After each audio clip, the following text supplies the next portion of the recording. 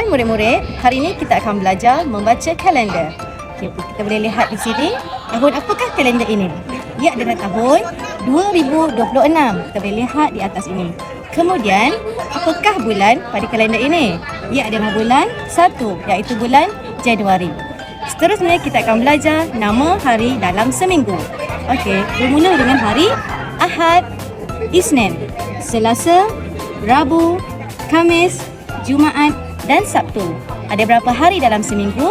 Ada 7 hari dalam seminggu.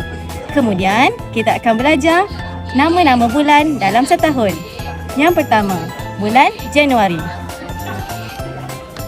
Bulan 2, bulan Februari. Bulan 3, bulan Mac.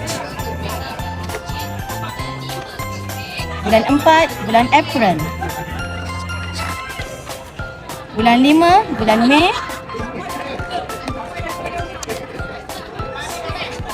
Bulan 6, bulan Jun.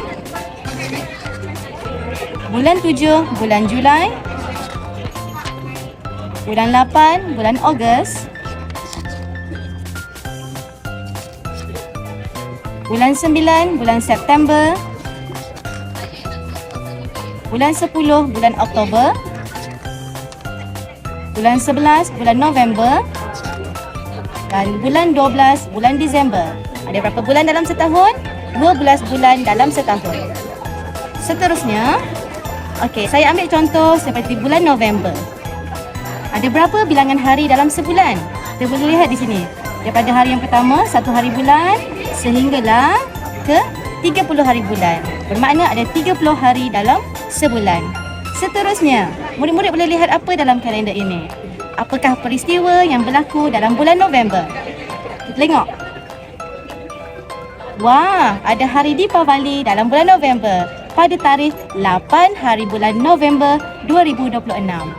Sekian, terima kasih.